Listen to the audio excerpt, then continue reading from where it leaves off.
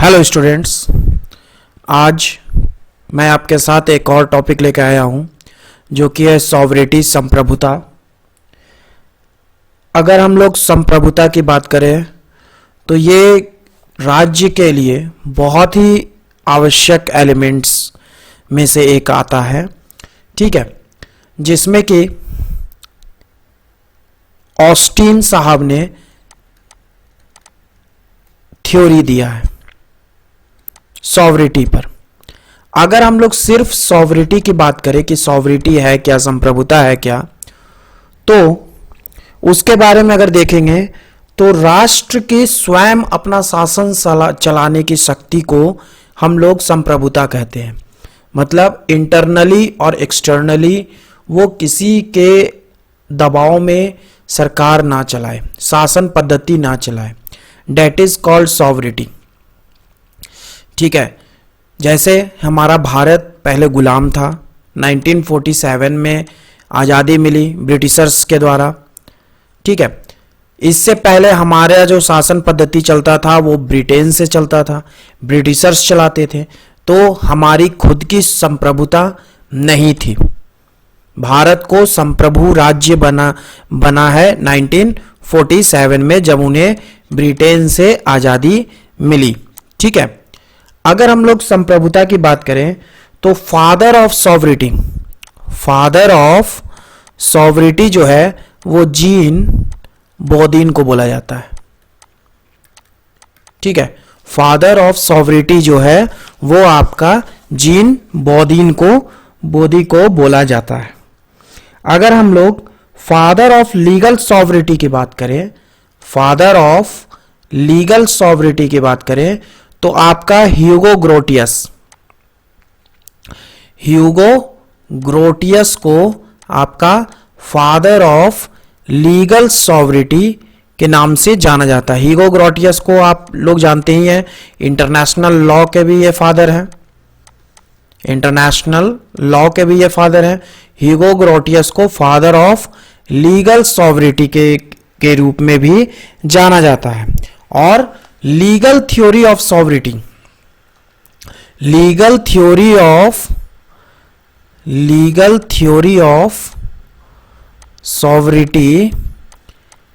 जो है वो आपका जॉन ऑस्टिन के द्वारा दिया गया है। ठीक है, जॉन ऑस्टिन के द्वारा आपका लीगल थ्योरी ऑफ सॉवरेटी जो है वो दिया गया है। हमारे यहाँ सॉवरेटी तो समझ में आई आपको। सॉवरेटी के बहुत सारे टाइप्स हैं, इन टाइप्स को एक बार देखने की जरूरत है, कम से कम पता होना चाहिए कि कितने टाइप की सॉवरेटी है। तो एक है आपका इंटरनल सॉवरेटी, एक है आपका एक्सटर्नल सॉवरेटी,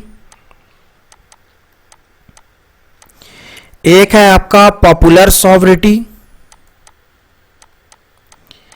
एक है आपका स्टेट सॉवरेटी, एक है आपका टिटुलर सॉवरेटी, एक है आपका डी ज्यूरे। जब आप इंटरनेशनल लॉ के मेरे वीडियोस को देखिएगा तो आपको समझ में आएगा डी ज्यूरे क्या है, डी ज्यूरे सॉवरेटी। और एक है आपका वेस्टफेलियन सॉवरेटी।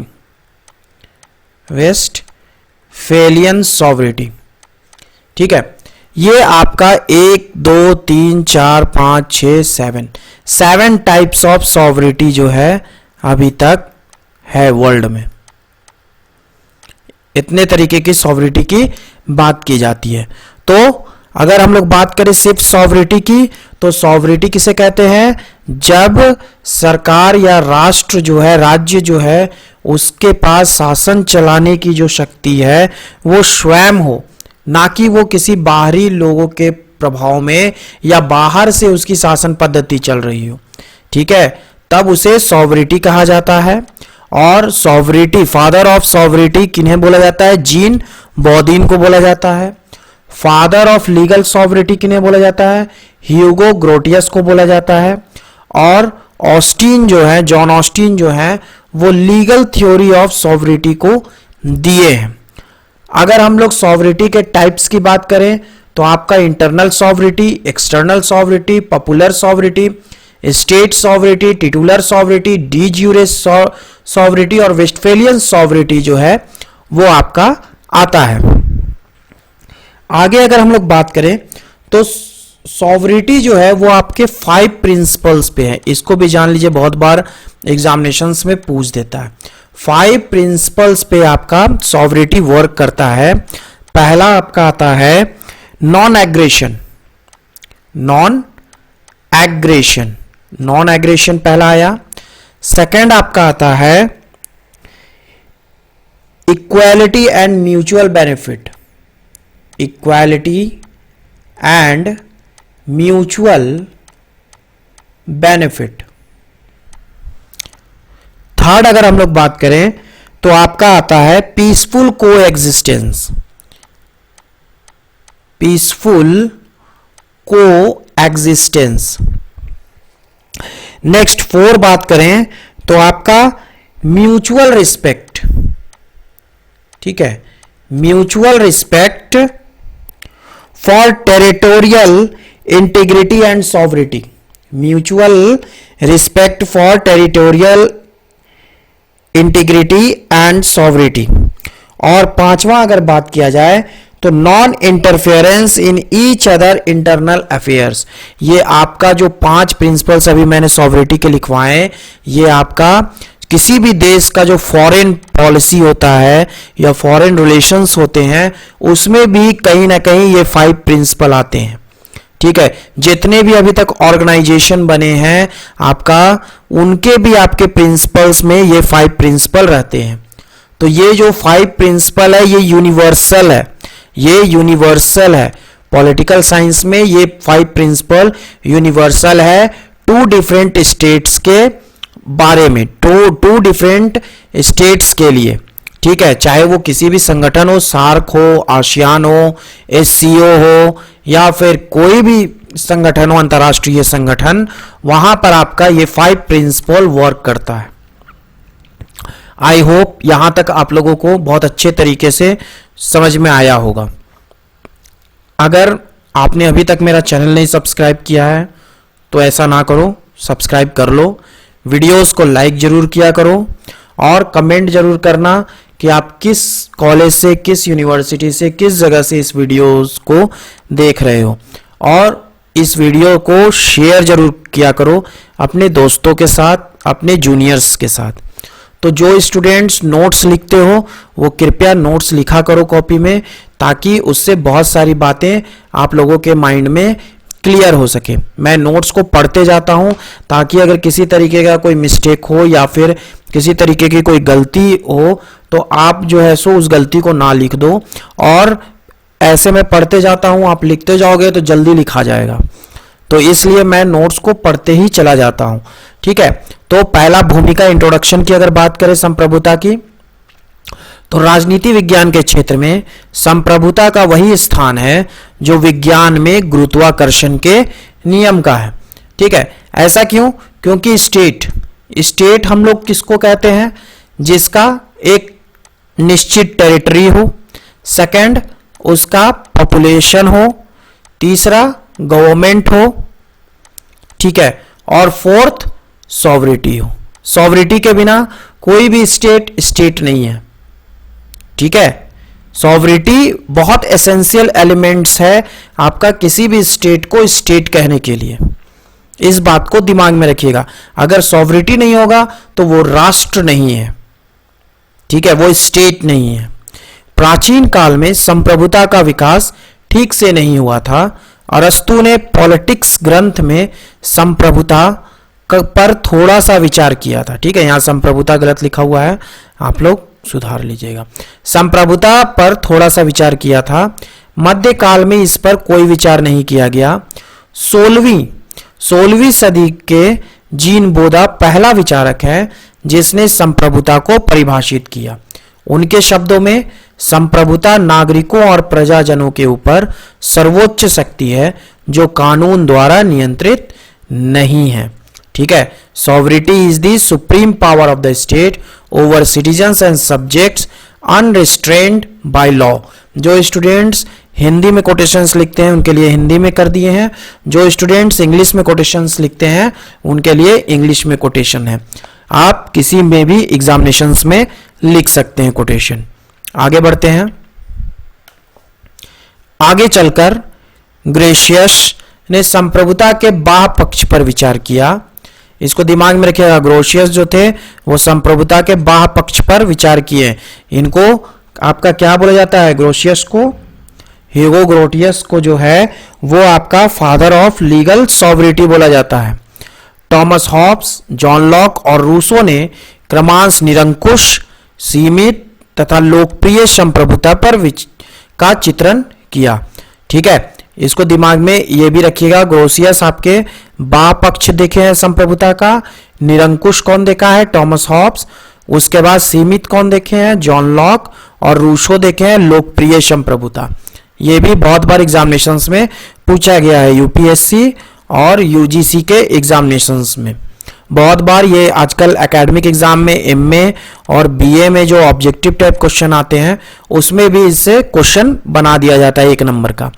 बेंथम ने भी इस पर प्रकाश डाला। अंत में जॉन ऑस्टिन, जिनका जन्म, जॉन ऑस्टिन का अगर जन्म की बात करेंगे तो जॉन ऑस्टिन का जन्म जो है वो आपका 3 मार्च 1790 में हुआ है और इनकी मृत्यु जो है वो आपका 1 दिसंबर 1859 को हुई है।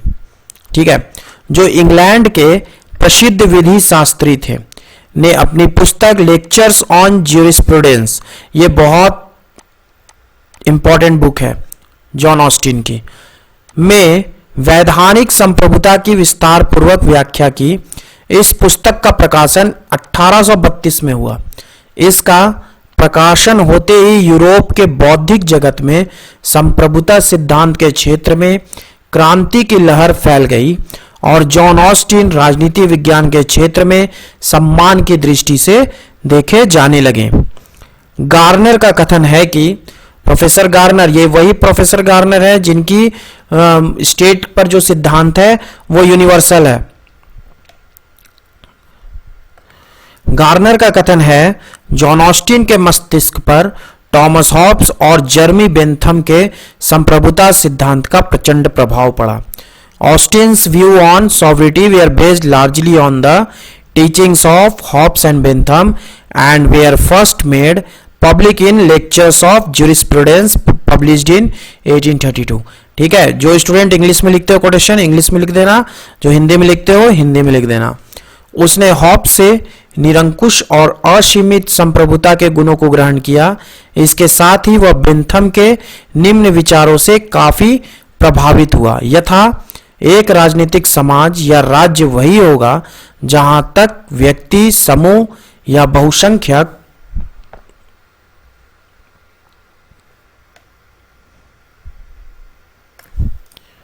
लोग एक व्यक्ति या व्यक्ति समूह की आज्ञा या आदेश का पालन करने में अभ्यस्त हो, क्योंकि उसका आदेश ही कानून होगा। इस प्रकार वह आदेश देने वाला व्यक्ति सर्वोच्च सत्ताधारी होगा और उसी में संप्रभुता निहित होगी।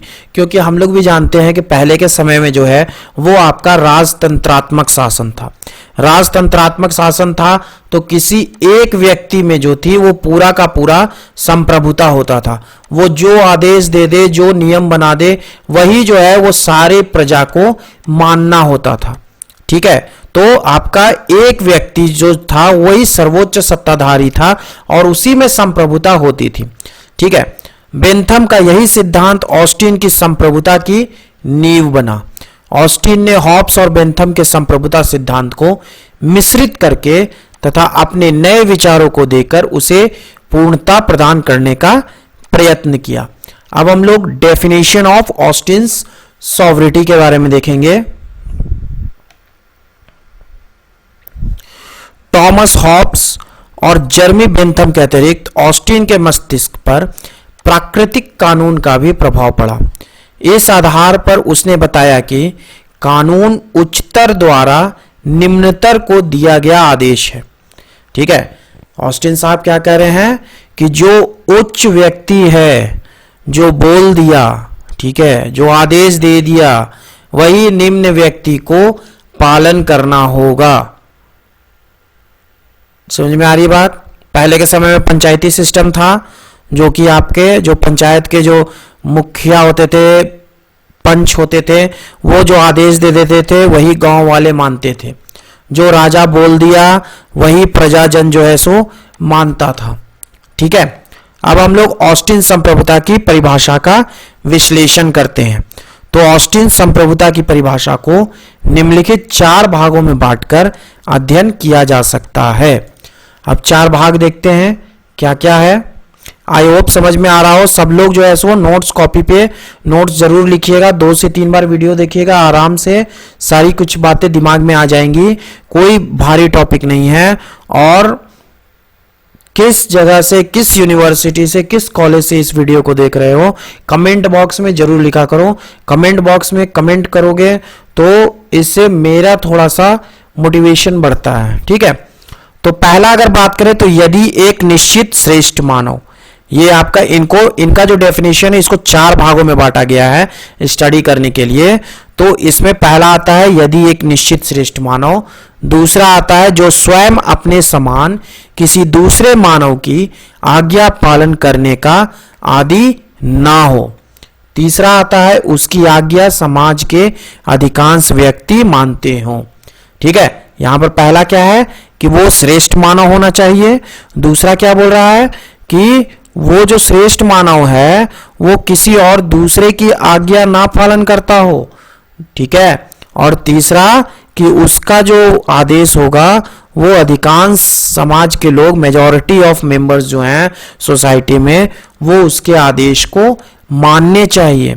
और चौथा, वह निश्चित श्रेष्ठ मानव उस समाज में संप्रभु है तथा वह समाज राजनीतिक और स्वतंत्र समाज है। ठीक है,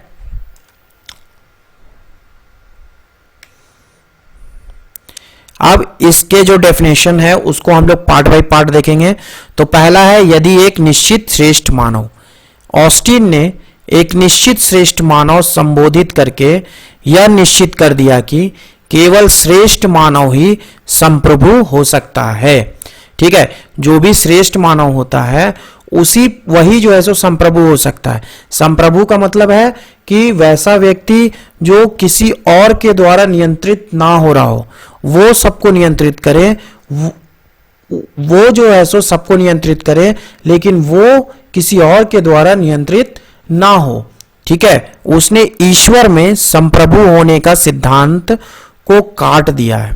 निश्चित श्रेष्ठ मानव से यह स्पष्ट है कि मानव हाड़ मांस और रक्त से बना हुआ सजीव प्राणी को ही ऑस्टिन संप्रभु मानता है तथा जिसे हम देख और स्पर्श कर सकते हैं। ठीक है, तो ऑस्टिन के द्वारा क्या कहा गया है कि श्रेष्ठ मनुष्य वही है, श्रेष्ठ मानव वही है जो कि आपका दिख रहा है, जिसको हम छू सकते हैं। ऐसा नहीं कि भगवान को आप मान लीजिए। जो हाड़ मांस और जो रक्त से बना हुआ मानव है उसी को उन्होंने आपका संप्रभु माना है। इस प्रकार ऑस्टिन ने रूसो के इस विचार का खंडन किया है कि संप्रभुता सामान्य इच्छा में निवास करती है। ठीक है, जैसा कि हम लोग जानते हैं कि हॉब्स का सबसे बड़ा रूसो का सबसे बड़ा सिद्धांत है जनरल विल। ठीक है, उसकी दृष्टि में संप्रभुता का निवास ईश्वर, विवेक, नैतिकता, जनता, जनमत या निर्वाचक मंडल में नहीं होता है, क्योंकि ये सभी अमूर्त भावनाएं, कल्पनाएं और अस्पष्ट विचार हैं। इस संदर्भ में गार्नर का भी मत है, वह श्रेष्ठ मानव ना तो रूसो द्वारा प्रतिपादित जनता की सामान्य इच्छा हो सकता है, ना लोक या समस्तता ही, ना निर्वाचक मंडल और ना नैतिक भावना। जनमत सामान्य बुद्धि जैसी काल्पनिक वस्तु ही हो सकता है। वह एक निश्चित श्रेष्ठ मानव या अधिकारी होता है जिस पर कोई कानूनी प्रतिबंध नहीं होता है। अतएव उपयुक्त विवरण से यह स्पष्ट है कि राज्य के अंतर्गत केवल एक ही श्रेष्ठ मानव संप्रभु हो सकता है।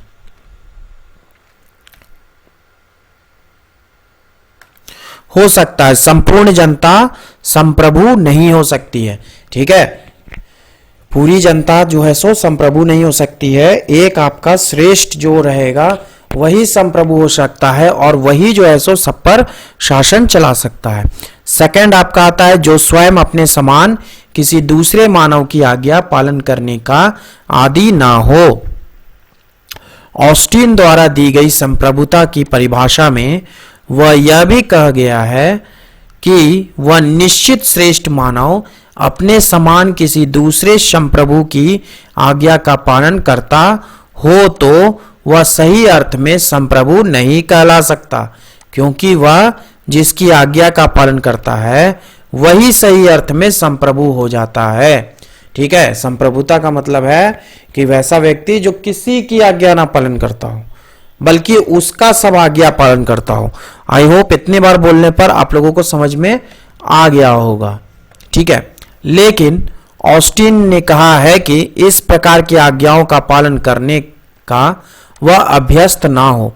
इसका यह अर्थ है कि यदि कभी कभी राष्ट्र संघ, संयुक्त राष्ट्र या विश्व की अन्य संस्थाओं की आज्ञाओं का पालन करना पड़े तो इससे उसकी संप्रभुता पर कोई आंच नहीं आती है, अर्थात वह संप्रभु बना रहता है। जैसे कि आज भी आपका वर्ल्ड गवर्नमेंट की अगर बात करें तो आपका यूनाइटेड नेशन है, लेकिन यहाँ पर आपके बहुत सारे कंट्री जो है वो इसके मेंबर है। टोटल 193 कंट्रीज मेंबर है। 193 कंट्रीज मेंबर है, इट मीन्स इनकी ऐसा तो नहीं है कि ये यूएन के अगर रिजोल्यूशन को मान लें या फिर उसको अपने देश में लागू कर लें तो उनकी संप्रभुता खत्म हो जाती है, उनकी संप्रभुता तो बनी ही रहती है। ठीक है, थर्ड, उसकी आज्ञा समाज के अधिकांश व्यक्ति मानते हो। ऑस्टिन ने अपनी संप्रभुता की परिभाषा में यह भी कहा है कि उस निश्चित श्रेष्ठ मानव को समाज की अधिकांश जनता का समर्थन प्राप्त करना चाहिए, अर्थात निश्चित श्रेष्ठ मानव की आज्ञा का पालन समाज के जन समूह करते हों।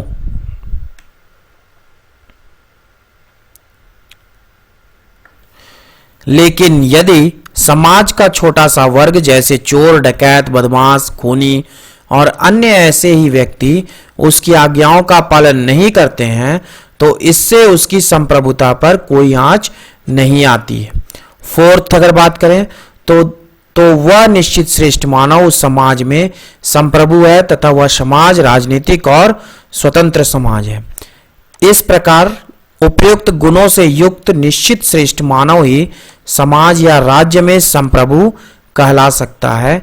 इसके साथ उसका राज्य राजनीतिक दृष्टिकोण से स्वतंत्र हो सकता है।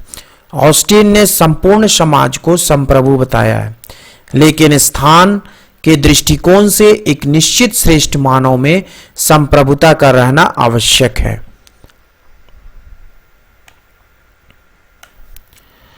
अतएव उपयुक्त तर्कों के आधार पर ऑस्टिन ने पूर्व में दी गई संप्रभुता की सभी परिभाषाओं का खंडन किया है। उसने कानूनी आधार पर संप्रभुता की परिभाषा दी है जो राजनीति विज्ञान के क्षेत्र में एक क्रांति का अंगारा सिद्ध हुआ। ठीक है, अब ऑस्टिन के संप्रभुता की विशेषताओं के बारे में बात करेंगे। बहुत बार एग्जामिनेशंस में ये सवाल आ चुका है, ठीक है, कि ऑस्टिन की संप्रभुता की विशेषताओं के बारे में वर्णन कीजिए या बताइए। ये बीए के एग्जामिनेशंस में आ चुका है, एमए के एग्जामिनेशंस में आ चुका है।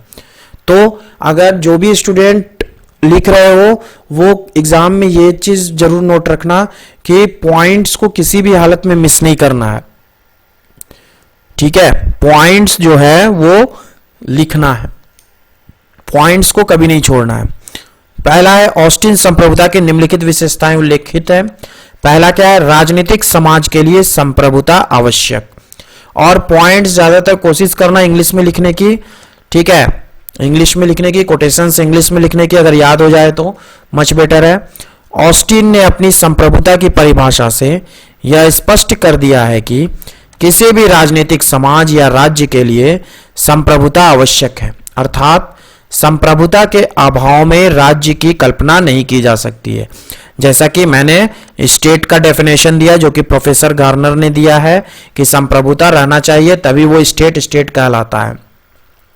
इस संदर्भ में सर हेनरी मैन ने कहा है कि प्रत्येक राज्य में संप्रभुता उसी प्रकार अनिवार्य है जिस प्रकार पदार्थ के एक पिंड में आकर्षण केंद्र का होना अनिवार्य है। ठीक है।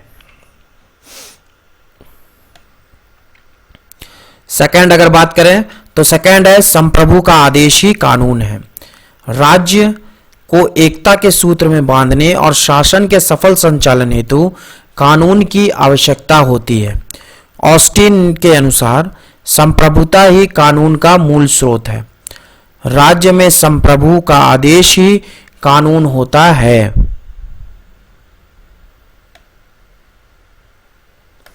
कानून होता है इसका अर्थ यह है कि समाज में प्रचलित रीति रिवाज और परंपराएं तब तक कानून का रूप नहीं लेती जब तक संप्रभु उनके कानून के रूप में उद्घोषित नहीं करता। संप्रभु अपने अधीनों को आदेश देता है। जो कोई उसके आदेश का पालन नहीं करता है वह दंड का भागी बनता है। संप्रभु स्वयं कानून के ऊपर रहता है। वस्तुतः वह सभी कानूनी आज्ञाओं का मुख्य स्रोत है।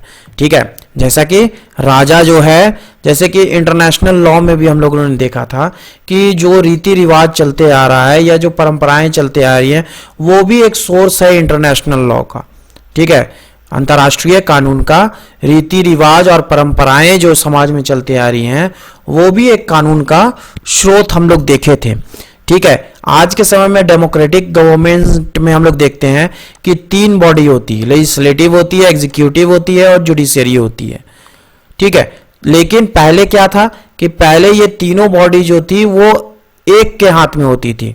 राजतंत्रात्मक शासन में राजा के हाथ में होती थी और राजा जो है सारे कानूनों से ऊपर होता था और वो जो आदेश दे दिया, जो कानून बना दिया, वो सारी प्रजा को मानना होता था। समझ में आ रही बात। थर्ड बात करें तो निरंकुश एवं असीमित संप्रभुता। ऑस्टिन ने जिस संप्रभुता सिद्धांत का प्रतिपादन किया है वह निरंकुश और असीमित है।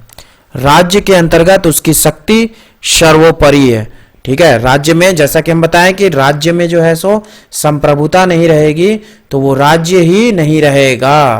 तो सबसे सर्वोपरि शक्ति है ये संप्रभुता। आंतरिक मामलों में उसकी शक्ति सर्वोच्च होती है। बाहरी मामलों में भी संप्रभुता की शक्ति असीमित होती है। यह किसी भी दूसरे राज्य का आधिपत्य नहीं मान सकती है। ऑस्टिन के शब्दों में संप्रभु अन्य सभी से आदेश पालन कराने की स्थिति में होता है लेकिन स्वयं किसी के आदेश पालन का अभ्यस्त नहीं होता है। इतनी बार इस लाइन आ गया है तो इससे जो है सो आप लोगों के दिमाग में सेट हो गया होगा। ठीक है। नेक्स्ट फोर्थ पॉइंट बात करते हैं तो अविभाज्य संप्रभुता। ऑस्टिन की संप्रभुता अविभाज्य है। संप्रभुता का विभाजन नहीं हो सकता है। यह अखंड, संपूर्ण और एक है। राज्य में एक ही संप्रभु होता है। गेटेल का भी कहना है अगर संप्रभु निरंकुश नहीं है तो राज्य नहीं है। अगर वह विभाजित है तो राज्य भी विभाजित है। कौल्हान ने तो यह तक कहा है संप्रभुता का विभाजन करना उसका नाश करना है। इस प्रकार ऑस्टिन की संप्रभुता अविभाज्य है।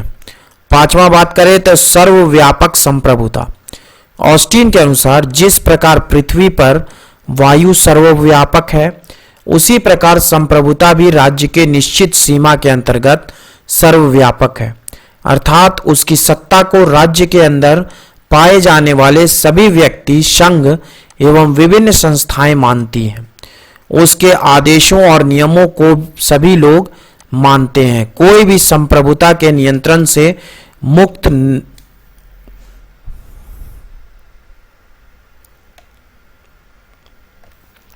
मुक्ति नहीं पा सकता है। अतएव राज्य में संप्रभुता सर्वव्यापक है। छठा बात करें तो अव्यय संप्रभुता। ऑस्टिन के ने संप्रभुता को अव्यय बताया है। उसने कहा है कि संप्रभुता किसी दूसरे को नहीं दी जा सकती, इसका त्याग नहीं किया जा सकता है। वास्तव में संप्रभुता तो राज्य का प्राण और उसकी आत्मा है। उसके अभाव में राज्य निष्प्राण और अस्तित्वहीन हो जाएगा। जैसा कि मैंने शुरू में ही आपको, इसीलिए मैंने स्टेट का डेफिनेशन जो है, स्टेट के इंपॉर्टेंट एलिमेंट्स आपको बता दिए पहले ही। गार्नर ने भी कहा है संप्रभुता राज्य की सर्वोच्च शक्ति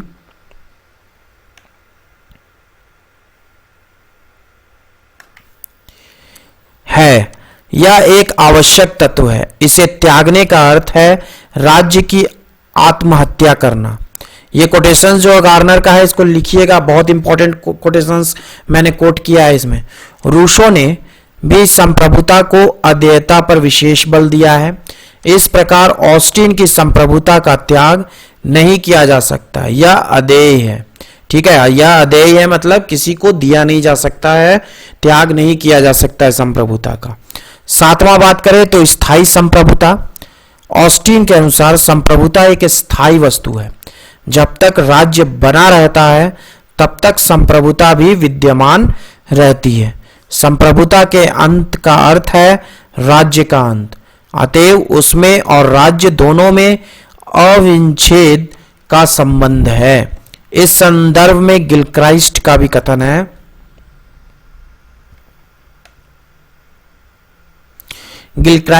कथन है, राजा या राष्ट्रपति के निधन से केवल सरकार में एक व्यक्तिगत परिवर्तन होता है, इससे राज्य के अविरल प्रवाह में उसकी अटूट गति में कोई रुकावट नहीं होती। ठीक है, अगर राजा या राष्ट्रपति का निधन हो जाता है, मर जाता है, तो ऐसा नहीं होता है कि पूरा देश जो है सो बदल जाता है या पूरा देश में जो है सो पूरी शासन पद्धति जो है सो रुक जाती है या लोग जो है सो रुक जाते हैं। सिर्फ जब राजा जो मरता है, जो राष्ट्रपति मरता है, तो वो एक व्यक्तिगत परिवर्तन है, ना कि पूरे राज्य का परिवर्तन है। ठीक है, ये इंग्लिश में कोटेशंस है। अतः संप्रभुता स्थायी होता है। उपयुक्त विवरण से यह स्पष्ट है कि ऑस्टिन की संप्रभुता निरंकुश, असीमित, अविभाज्य, सर्वव्यापक, अदेय और स्थायी है। राज्य के लिए संप्रभुता अत्यंज्य है। राज्य में संप्रभु का आदेश ही कानून होता है। इस प्रकार ऑस्टिन ने संप्रभुता की एक कानूनी अर्थ में परिभाषा दी है। उसकी संप्रभुता की परिभाषा देने का मुख्य उद्देश्य था नैतिकता और कानून, मोरालिटी एंड लॉ, तथा मानव निर्मित कानून एवं परंपरा, पॉजिटिव लॉ एंड कस्टम्स के बीच विभेद करना। ठीक है, तो मुख्य उद्देश्य इसका क्या था? नैतिकता और कानून, और ये जो है सो पॉजिटिव लॉ और कस्टम्स के बीच में विभेद करना चाहता था। अब इनके कैरेक्टरिस्टिक्स को देख लिया, अब इनका क्रिटिसिज्म हम लोग देखेंगे। ठीक है, आलोचना, बहुत बार एग्जाम में आलोचना भी आ चुका है ऑस्टिन के सिद्धांत का, तो इसकी कटु आलोचना को भी हम लोग देखेंगे। पहला बात करें तो एक निश्चित श्रेष्ठ मानव पाना कठिन। आलोचकों का कथन है कि ऑस्टिन ने संप्रभुता को एक निश्चित श्रेष्ठ मानव में निर्धारित किया है, लेकिन राज्य में इस प्रकार के श्रेष्ठ मानव को पाना कठिन है। इस संदर्भ में सर हेनरी मैन ने अपनी पुस्तक lectures on early history of institutions में ऑस्टिन की संप्रभुता की परिभाषा का खंडन करते हुए यह कहा है कि पूर्वी देशों के साम्राज्य में इस प्रकार का संप्रभु नहीं पाया जाता था। उसने एक सटीक उदाहरण देते हुए कहा है कि पंजाब में महाराणा रंजीत सिंह एक तानाशाह शासक था। कोई भी व्यक्ति उसकी आज्ञा का उल्लंघन नहीं करता था। उसकी आज्ञा के उल्लंघन करने वाले को मृत्यु दंड या अंग भंग का दंड दिया जाता था। फिर भी महाराजा रंजीत सिंह धार्मिक नियमों, रीति रिवाजों और परंपराओं का आदर करता था। ठीक है, सेकंड, संप्रभुता का निवास।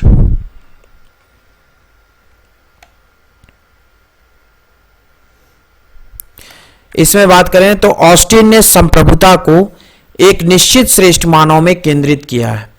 एकात्मक और निरंकुश शासन प्रणालियों में संप्रभुता को एक स्थान पर केंद्रित किया जा सकता है, लेकिन संघात्मक और प्रजातंत्रीय शासन व्यवस्था में संप्रभुता को एक स्थान पर केंद्रित करना कठिन है, क्योंकि संघात्मक जहां फेडरल सिस्टम होगा वहां आपका यूनिटरी होगा, यूनियन होगा आपका, उसके बाद स्टेट्स होंगे तो उसमें आपका विभाजन होगा, पावर्स का डिसेंट्रलाइजेशन ऑफ पावर होगा, शक्तियों का विकेंद्रीकरण। अतएव ऑस्टिन संप्रभु एक आलोच्य विषय रहा है। Clarke, Sidgwick, Markby, Lowell, Lightwood, TH Green, Wilson, Merriam, Willoughby जैसे आलोचकों ने कहा है कि ऑस्टिन ने जो संप्रभु के आदेश को ही कानून माना है, यह कानून का एक तत्व है। उसने कानून के अन्य तत्वों की उपेक्षा की है। उन लोगों ने इसकी कड़ी आलोचनाएं अपनी पुस्तकों में की है। आलोचकों का कथन है कि यह आश्चर्य की बात है कि इंग्लैंड का संपूर्ण शासन अभिसमय, रीति रिवाज और परंपराओं पर आधारित है, लेकिन ऑस्टिन ने वहां का निवासी होते हुए भी अभिसमय और परंपराओं की उपेक्षा की है। यहां तक कि पंजाब का तानाशाह महाराणा रंजीत सिंह भी समाज में रीति रिवाज, परंपराओं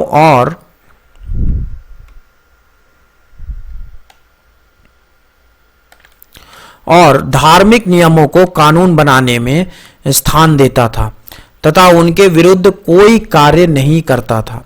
मैकाइवर ने भी इसकी महत्ता को बताते हुए लिखा है, राज्य की किसी रीति रिवाज के विनाश करने या परिवर्तन की तनिक भी शक्ति नहीं होती है। हाँ, इतना अवश्य है कि परिस्थितियों में थोड़ा सा परिवर्तन लाकर वह अप्रत्यक्ष रूप से उस रीति रिवाज को प्रभावित करता है। कानून के स्रोत पर कौटिल्य ने भी अर्थशास्त्र में लिखा है, धर्म, औचित्य, न्याय, पारंपरिक व्यवहार की शर्तें, परंपरागत नियम, प्रथाएं तथा राजा के आदेश कानून के स्रोत होते हैं। ठीक है, जैसा कि इंटरनेशनल लॉ का जब आप लोग इंटरनेशनल लॉ पढ़िएगा तो उसमें आप लोग सोर्सेज ऑफ इंटरनेशनल लॉ पढ़िएगा। ठीक है, कि अंतर्राष्ट्रीय कानून के स्रोत क्या हैं, तो उसमें आपको समझ में आएगा कि जो अभी समय हुए कॉन्वेंशन, जो भी अभी समय हुए हैं या फिर जो भी रीति रिवाज है, जो भी परंपराएं हैं, ये सारे जो हैं सो आपके अंतर्राष्ट्रीय कानून में कानून बनाने में बहुत अहम भूमिका निभाते हैं। ये स्रोत है। आधुनिक समाजशास्त्रियों का भी कथन है कि व्यक्ति कानून का पालन इसलिए नहीं करता है कि वह संप्रभु का आदेश है, बल्कि इसलिए करता है कि वह सामाजिक एकता के लिए आवश्यक है।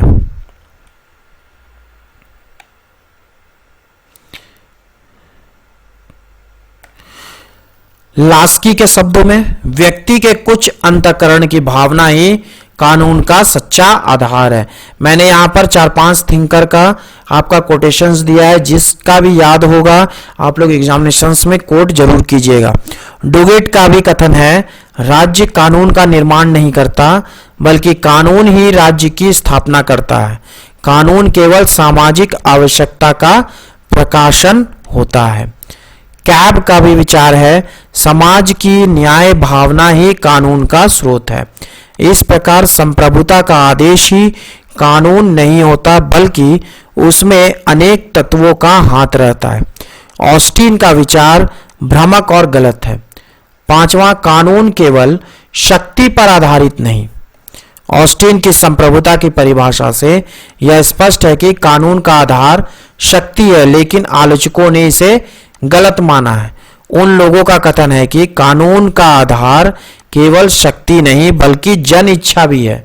टीएच ग्रीन ने स्पष्ट शब्दों में लिखा है, राज्य का आधार शक्ति नहीं इच्छा है।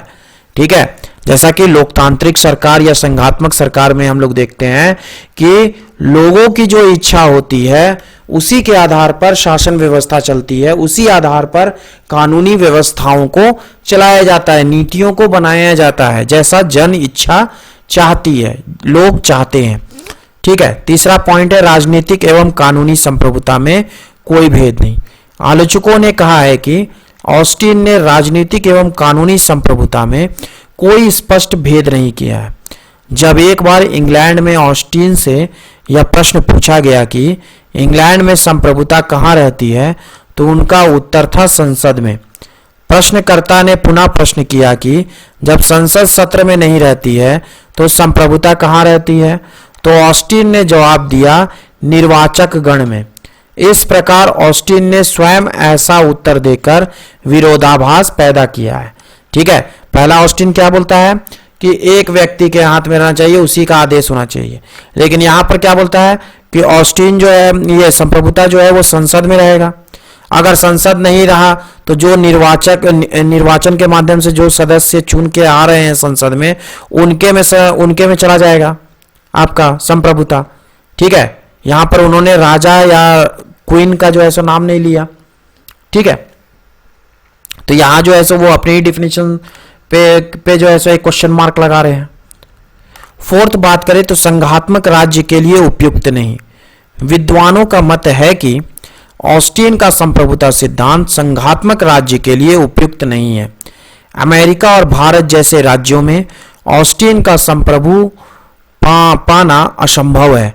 अमेरिका और भारत में संप्रभुता ना तो राष्ट्रपति या प्रधानमंत्री और ना संसद के पास है, बल्कि यह संविधान में विद्यमान है। पांचवा, निरंकुश संप्रभुता व्यवहारिक नहीं।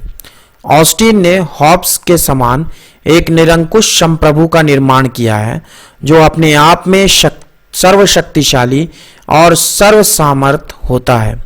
राज्य के अंतर्गत उसकी शक्ति सर्वोपरि होती है। लेकिन आलोचकों का कथन है कि व्यवहार में पूर्ण निरंकुश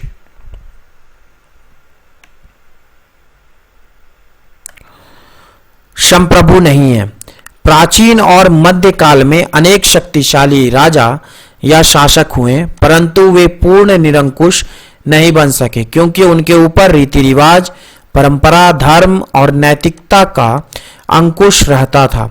फ्रांस के लुईस XIV ने ऑस्टिन के संप्रभु के मार्ग पर चलने का प्रयत्न किया और वह कहा करता था, मैं ही राज्य हूं। उसने जन इच्छा और जन कल्याण की पूर्णता उपेक्षा की, जिसका परिणाम यह हुआ कि फ्रांस की जनता ने आक्रोश में आकर उसकी निर्मम हत्या कर उसके मांस के टुकड़े को प्लेट में सजाकर चील और कौओं को खिला दिया। इस उदाहरण से यह स्पष्ट है कि निरंकुश संप्रभु ना तो व्यवहारिक है और ना ही वंचनीय। सिक्स्थ, असीमित संप्रभुता संभव नहीं।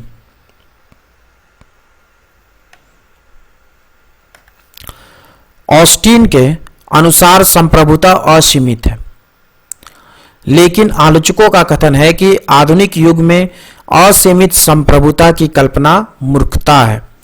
रीति रिवाज और परंपरा, अंतर्राष्ट्रीय सरकार, अंतर्राष्ट्रीय कानून, अंतर्राष्ट्रीय संधि, धर्म एवं नैतिकता असीमित संप्रभुता पर प्रभावशाली अंकुश है। ठीक है, इनके द्वारा अंकुश लगाया जाता है। अगर कुछ हो रहा है, ठीक है, कुछ अगर गलत हो रहा है किसी देश में, तो ये अंतर्राष्ट्रीय सरकार, अंतर्राष्ट्रीय संधियां, ये सब जो है सो तुरंत उस सरकार पर दबाव बनाएगी। अभी जैसे बांग्लादेश में हुआ, बांग्लादेश में माइनॉरिटीज पर हमला हुआ, तो अमेरिका तक जो है सो उस पर जो है सो अनुशंसा किया कि नहीं, ये चीज गलत हुआ। ठीक है, इस संदर्भ में ब्लशील का भी मत है, राज्य अपने समस्त स्वरूप में सर्वशक्तिमान नहीं हो सकता, क्योंकि बाहरी मामलों में वह अन्य राज्यों के अधिकारों से तथा आंतरिक क्षेत्र में स्वयं की प्रकृति एवं अपने सदस्यों के व्यक्तिगत अधिकारों से सीमित है। यद्यपि इंग्लैंड की संसद संप्रभुता के गुणों से युक्त है, फिर भी वह Magna carta, bill of rights, petition of rights, संसदीय अधिनियम 1911, रीति रिवाज, परंपरा एवं अभिशमय के विरुद्ध कोई भी कानून नहीं बना सकती है। लास्की ने भी ऐतिहासिक आधार पर यह सिद्ध किया है कि कहीं भी किसी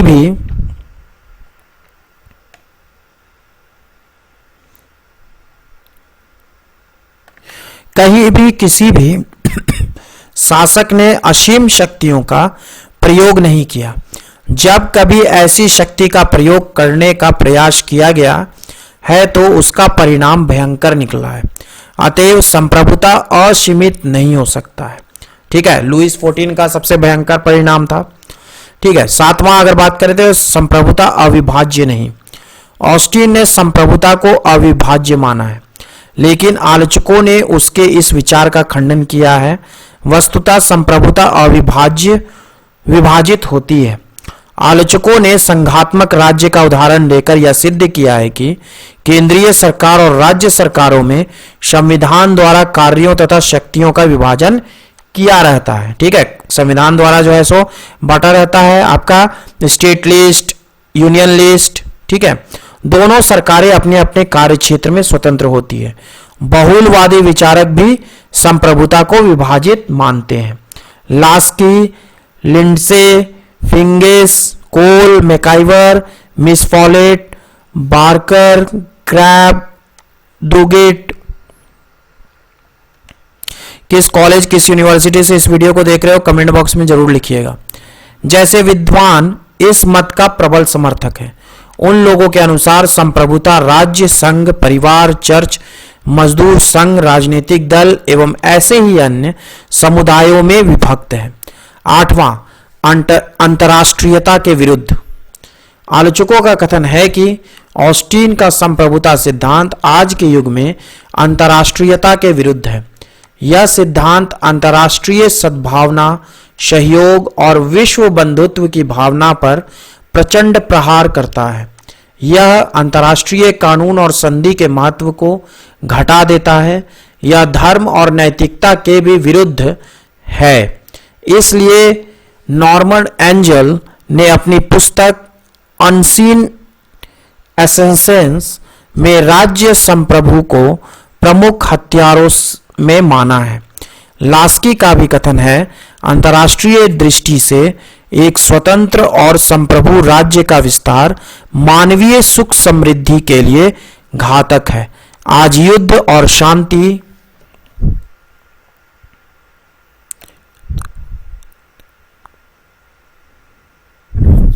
विश्व के सभी राज्यों के लिए समान रूप से समस्या मूलक प्रश्न बना हुआ है। ठीक है, अगर युद्ध होता है, वार होता है, तो वो पूरे विश्व के लिए प्रॉब्लम है, ना कि सिर्फ वो दो देश जो लड़ रहे हैं उनके लिए प्रॉब्लम है। ठीक है, जैसा कि हम लोग रशिया और यूक्रेन का वार देख रहे हैं, उसमें आपका पूरा विश्व जो है सो उसमें परेशान है। ऐसी परिस्थिति में राज्य संप्रभु की बात करना हास्यास्पद प्रतीत होता है। विश्व की समस्याओं के समाधान में संयुक्त राष्ट्र की भूमिका सराहनीय है। नौवां है बहुलवादी आक्रमण। ऑस्टिन संप्रभुता का सबसे बड़ा आलोचक बहुलवादी विचारक है। Laski, Lindsay, GDH Cole, Miss Follett, MacIver, Figgis, Coker, Barker, Krabbe और डुगिट बहुलवाद के प्रमुख प्रतिपादक हैं। इसको दिमाग में रखिएगा, कौन कौन बहुलवाद के प्रतिपादक हैं। ये सारे विचारक जो हैं वो बहुलवाद के प्रतिपादक हैं। उन लोगों के अनुसार संप्रभुता विभाज्य है। वे राज्य को एक निरंकुश संस्था नहीं मानते हैं, बल्कि परिवार, संघ, चर्च, मजदूर संघ एवं राजनीतिक दल की तरह राज्य एक संघ है जिसमें संप्रभुता समान रूप से वितरित होती है। जैसा कि लिंडसे ने कहा है, यदि हम वास्तविकता को देखें तो यह स्पष्ट हो जाएगा कि राज सत्ता का सिद्धांत सॉरी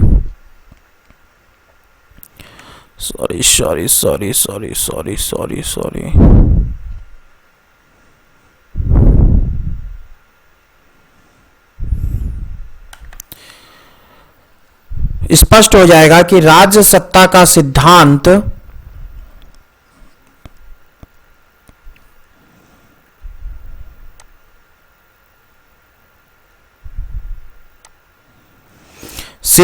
नष्ट हो चुका है।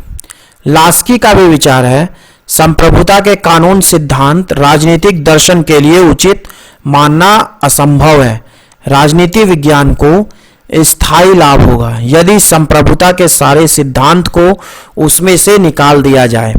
बार्कर के अनुसार कोई भी राजनीतिक सिद्धांत इतना निष्फल नहीं है जितना कि संप्रभुता का सिद्धांत। अतएव बहुलवादियों के अनुसार ऑस्टिन संप्रभुता के सिद्धांत एक कोरी कल्पना और व्यवहारिकता से दूर है। इसलिए कई बार संप्रभुता को एक निरंकुश संस्था माना जाता है। संप्रभुता के सिद्धांत को क्रैप ने कहा है, राजनीतिक सिद्धांत से संप्रभुता की धारणा को अवश्य ही निकाल देना चाहिए। कोटेशंस को लिखिएगा जरूर आप लोग एग्जामिनेशंस में, और इस चैनल को सपोर्ट करने की कोशिश कीजिए ताकि हम और भी वीडियोस आप लोगों के लिए लाएं सब्जेक्ट्स टॉपिक्स के। ठीक है, कॉन्क्लूजन, निष्कर्ष की अगर बात करें तो उपयुक्त आलोचनाओं से यह स्पष्ट है कि वर्तमान संदर्भ में ऑस्टिन का संप्रभुता सिद्धांत एक कानूनी वेत्ता था, इसलिए उसने राजनीतिक दृष्टि से संप्रभुता की परिभाषा नहीं दी है। उसकी संप्रभुता की परिभाषा का आधार कानूनी है। ठीक है, अतएव ऑस्टिन के संप्रभुता सिद्धांत के विरुद्ध जो आलोचनाएं दी गई हैं उनमें अधिकांश आलोचनाएं तर्कहीन, निश्चय और गलत हैं। यदि वैधानिक दृष्टिकोण से उसकी संप्रभुता की परिभाषा का मूल्यांकन करें तो वह ठोस, स्पष्ट, तर्कयुक्त, दर्शन युक्त एवं न्याय युक्त है। ठीक है, आई होप 3 से 4 बार वीडियो सुन लेना, आराम से जो है सो सारी बातें क्लियर हो जाएंगी। कॉपी पर नोट्स लिख लेना, 3 से 4 बार वीडियो सुन लेना, कॉपी पर 3-4 बार पढ़ लेना, एक एक पॉइंट क्लियर हो जाएगा। और इतना पॉइंट क्लियर हो जाएगा कि बीए में, एमए में जो भी क्वेश्चंस आएंगे ऑस्टिन्स सॉवरेटी थ्योरी के बारे में तो आप लिख दीजिएगा। ठीक है, मैं बहुत क्वालिटी नोट्स बनाता हूं, आप लोगों के लिए इजी नोट्स बनाता हूं ताकि किसी भी स्टूडेंट को किसी भी तरीके की कोई दिक्कत नहीं हो, नोट्स के लिए कहीं और जाना ना पड़े। मेरे एक चैनल से आप लोगों को पॉलिटिकल साइंस के नोट्स जो है सो आसानी से उपलब्ध हो जाएं। आप लोग सिर्फ मेरे चैनल को सपोर्ट करो, ज़्यादा से ज़्यादा सपोर्ट करो। ठीक है, आई होप कि मेरे वीडियो से आपको कुछ बेनिफिट मिला हो। मैं राजदेव गुप्ता आप लोगों के साथ बना रहूँगा आगे भी। ठीक है, thank you for watching my videos.